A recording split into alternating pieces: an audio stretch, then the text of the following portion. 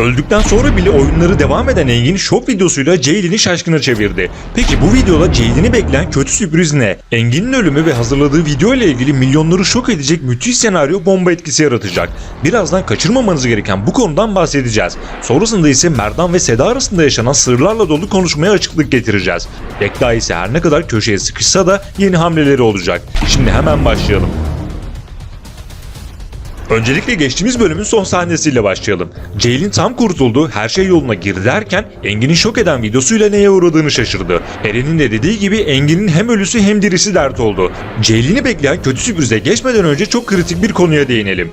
Engin'in Ceylin'e yolladığı videoda önemli detaylar var. Hatta bu detaylarla beraber akıllara Engin'in azmettiricisi yine Engin mi? Yani Engin'in ölümü yine kendi planı mıydı sorusu geliyor. Söz konusu psikopat Engin olunca bu tarz bir senaryo gerçekleşirse şaşırmayız. Engin Ceylin'e yolladığı videoda "Tebrik ederim, kurtuldun" dedi. Peki Engin öleceğini ve Ceylin'e suçlanacağını nereden biliyordu? Yoksa kendi ölümünü planlayarak Ceylin'e ve diğerlerine büyük bir tuzak mı kurdu? Hatırlayın, Engin kaçmadan önce ıslık çalıp Ceylin'i tahrik ederek kendisini takip etmesini istedi. Hatta arabada giderken "Ben ölmeden önce" şarkısını söylemesi de ayrı bir tesadüf oldu. Sonrasında da Niyazi'yi görünce güldü ve bunun sebebi de Niyazi'yi tanıyor olmasıydı. Engin'in kendi ölümünü planlama ihtimaliyle ilgili bir başka detay ise Niyazi ile alakalı. Birkaç bölüm önce ısrarla parasını isteyen Niyazi ile telefonda konuşan adam, parayı verememesinin sebebi olarak parayı verecek olan kişinin içeri alındığını söylemişti. Ve bu süreçte Engin içeri alınmıştı. Belki de parayı verecek olan kişi Engin'di. Kısacası geçtiğimiz bölümün son sahnesinden sonra akıllara Engin'in azmettiricisinin yine kendisi olduğu ihtimali geldi. Bakalım bu ihtimal gerçeğe dönüşecek mi? Bunun yanı sıra yüksek ihtimal olarak değerlendirdiğimiz Neva ve Cüneyt mevzusu ayrı bir sır olarak açığa çıktı. Yekta ise azmettirici şüphesiyle gözaltına alındı fakat yine de azmettiricinin Yekta olduğunu düşünmüyorum. Fena halde köşeye sıkışan Yekta yine bir yolunu bulacaktır. Fakat sahte avukatlık diplomasıyla ilgili belgeler hala Merdan'ın elinde. Bu konuda yeni gelişmeler yaşanabilir. Şimdi gelelim Ceylin'i bekleyen kötü sürprize. Ceylin serbest kaldı ve sırada patlamaya hazır yeni bir bomba var. O da neredeyse her videomuzda ele aldığımız ve senaryosu fazlasıyla geciken Zafer mevzusu. Engin'in Ceylin'e yolladığı videoda Zafer ve Çınar konusunu ifşa etmesi bekleniyor. Kısacası artık geç bile kalınan Zafer'in ölümü senaryosu nihayet başlıyor. Durumlar böyle olunca işler tam düzeliyor derken daha da karışacak. Çünkü Zafer'in ölümünün ortaya çıkmasıyla beraber birçok şey değişecek.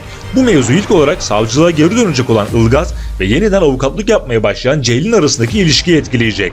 Her ne kadar araları iyi olsa da ve aileler bir araya gelse de bu konunun ortaya çıkmasıyla beraber Ilgaz-Ceylin ikilisini yeni bir dönem bekliyor olacak.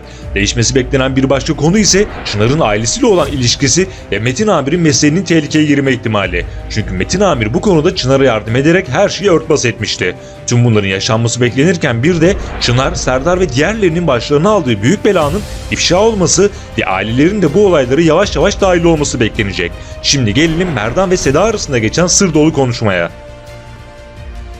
Seda'nın öğrendiği ve Merdan'ın kısaca bahsettiği sırrın özeti şu: Merdan yıllar önce karısını çocuğunu gözleri önünde öldüren bir adamı öldürmüş. Sonrasında Yekta'nın yardımıyla DNA sonuçlarını değiştirip çocuğu babası olduğunu söyleyerek evlat edinmiş. Yani Merdan'ın yuvada büyümüş manevi bir çocuğu var. Yekta bunu biliyor.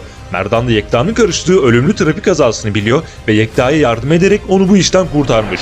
Bu nedenle birbirlerine bulaşmıyorlar. Merdan'ın evlat edindiği çocuğun kim olduğu ise belli değil. Belki diziden biri, belki de yeni katılacak olan bir karakter. Hep birlikte izleyip göreceğiz.